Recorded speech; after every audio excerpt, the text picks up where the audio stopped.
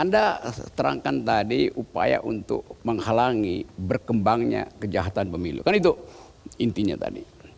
Dengan memanfaatkan teknologi. Tapi semakin Bawaslu menerangkan, semakin orang cari bukti untuk melemahkan keterangan Bawaslu. Jadi beredar, ini berapa jam lalu saya habis naik gunung, karena itu ngaco nih customnya kan. Saya ketemu dengan anak-anak muda di situ.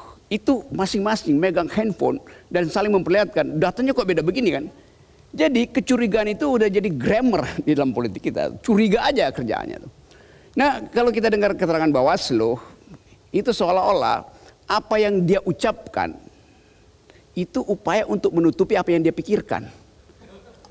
Apa namanya di pelajaran Mbak Oki di Fakultas Psikologi UI itu reverse psychology-nya bekerja akhirnya tuh. Jadi apapun yang akan diterangkan oleh Bawaslu itu orang akan bilang ya nggak mungkin begitu, udah pasti curang itu. Kenapa? Karena memorinya pergi pada MK akhirnya kan. Jadi apapun yang Anda terangkan itu udah jadi semacam ini sampah keterangan itu. Karena dari awal udah sampah itu.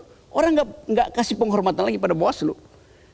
Berapa waktu lalu saya kasih ceramah di Kalimantan Tengah itu, Bawaslu ada di situ tuh.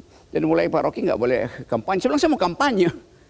Kenapa saya salah? Saya bukan anggota tim sukses. Saya mau kampanyekan pikiran itu untuk menghalangi money politics. Sebetulnya tugas Bawaslu adalah mengintip potensi money politics, itu aja.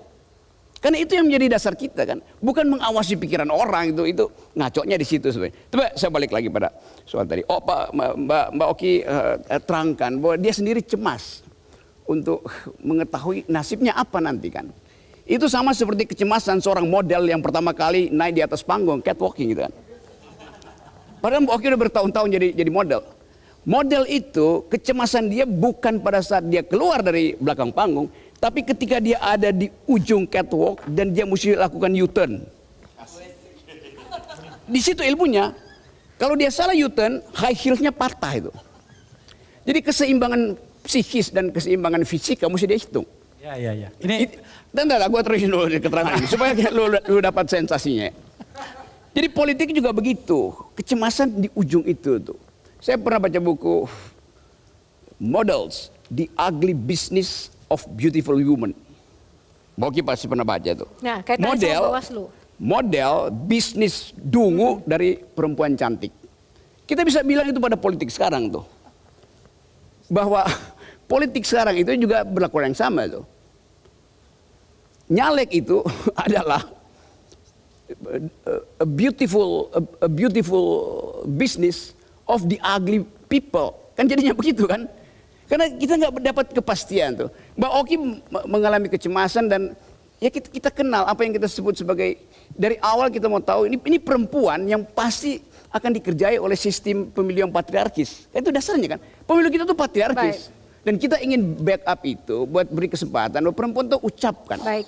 Keisha juga begitu. Dulu perempuan itu disebut the unspeakable karena nggak bisa ngomong. Sekarang mereka berdua the unstoppable.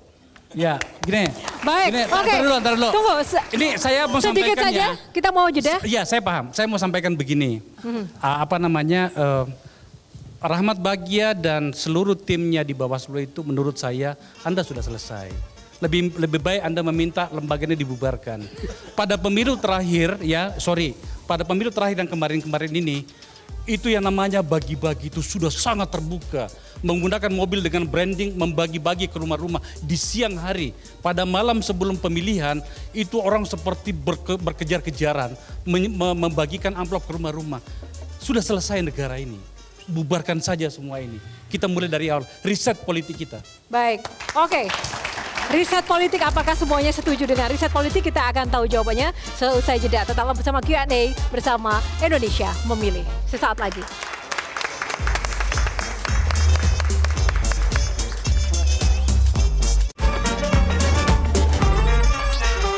Jelajahi cara baru mendapatkan informasi. Download Metro TV Extend sekarang.